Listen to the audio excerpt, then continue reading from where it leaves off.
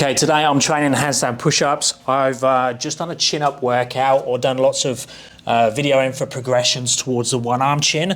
Now, I wouldn't normally do a chin-up session before a handstand push-up session.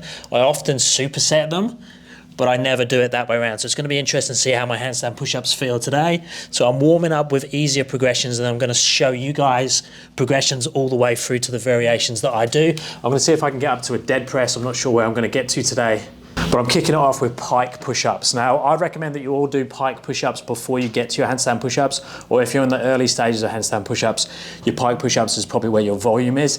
If your like 2 to 3 repetitions is your max here or lower, then I would warm up with standard push-ups first, maybe some dumbbell pressing, maybe some overhead pressing with a barbell. Just pick an easier variation where you can get like 5 to 10 reps, not 2 to 3 repetitions when you're starting the session. So with the pike push-ups, I'm not being too demanding on the flexibility. I'm having the legs further apart.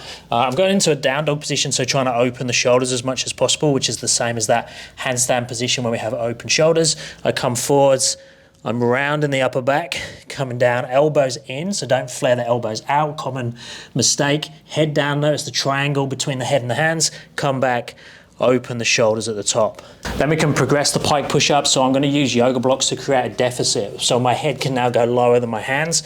So same deal, open the shoulders at the top, come forwards round, take the head down towards the floor, creating that triangle, push back out, open the shoulders at the top, and back down again.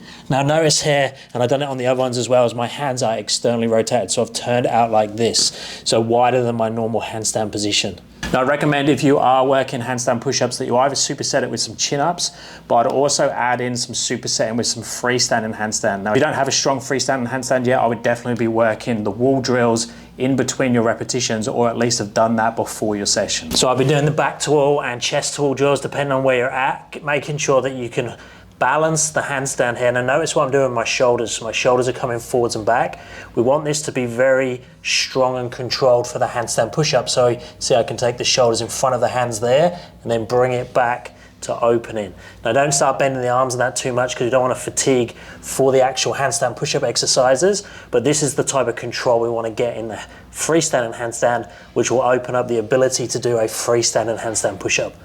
And I will be doing back to wall and chest to wall variations of that, learning to pull on and off with the shoulders. If that makes no sense to you, if you don't know what I'm talking about in terms of balancing the handstand with the shoulders, then check out the video down in the description where I go through that in much more detail. It will make your handstand super bulletproof, very consistent, and it will make presses and the handstand push-ups so much easier. The other way we can make the pike handstand push-ups harder is to use a box or something to raise the feet up. So exactly the same setup. This one's going to be a little bit harder flexibility wise. So if you need to, you can bend the knees in that position. But again, opening the shoulders, coming down, making that triangle position. Try and keep the elbows on top of the hands, push back, open the shoulders all the way at the top. Now obviously you can play around with the box height as well. Then we've got the chest to wall handstand push-ups. So first of all, we want to test the eccentric. So I'm going to go into my chest to wall handstand, see how far my hands are away from the wall. I'd recommend about this distance, as long as you feel comfortable and confident in that position.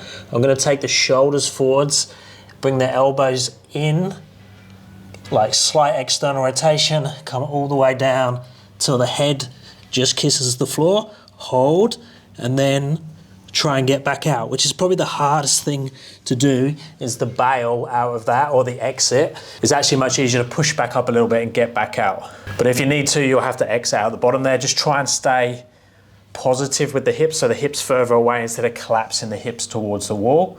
And try and hold in that headstand position for a few seconds, so you don't start the collapse or the exit before you've actually finished the movement. And then you've got a couple of options. You could either walk your feet back up if you're strong enough, or you could raise yourself up higher. Now, raising yourself higher up is actually easier with the exit and the finishing position, or the last part of the handstand push-up, because the shoulder stand is more comfortable to hold than that position with your head kissing the floor. Now, I'm limited height-wise in the garage, so I'm not going to be able to go into a straight position because of the, oh, I can actually, maybe I'm short enough. Okay, you need to be short if you're going to train in the garage, so I can do that in that position, that's good. And then I'm going to slowly do the same thing, so shoulders are coming forwards, notice my hips are coming with me, I'm not sagging, elbows in, sliding down, notice the speed, all the way down, nice and slow, finish in that position, see if I can hover the toes without falling, and then it's much easier to exit from there.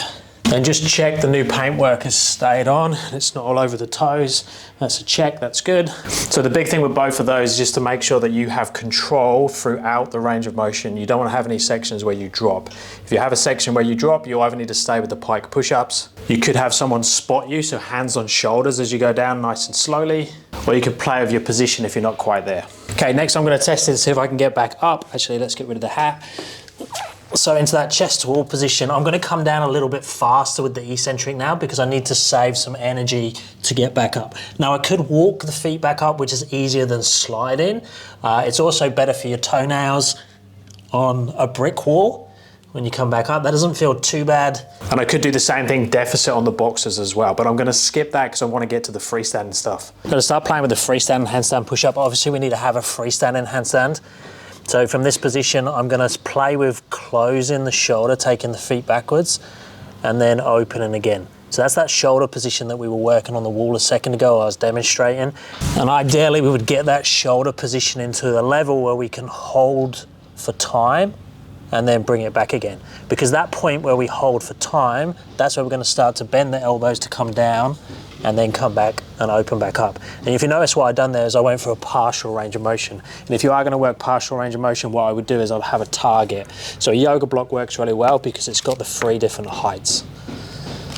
So whichever height you're using, just make sure you get the target in the right position. So notice the triangle again, the head's in front of me, and then I come back again. So the target needs to be in front of me so I can kiss it, come back again. And notice I open all the shoulders all the way to that handstand position, that start home position, and then I go back and forth with the shoulders moving forwards and backwards. And then we have exactly the same, but just the lower block. But notice exactly the same thing is happening. The shoulders going forwards, feet are coming backwards. I make the triangle, kiss the target, come back, open. And then obviously we keep decreasing the height until we can do exactly that same thing, but now you kiss head to floor and come back again.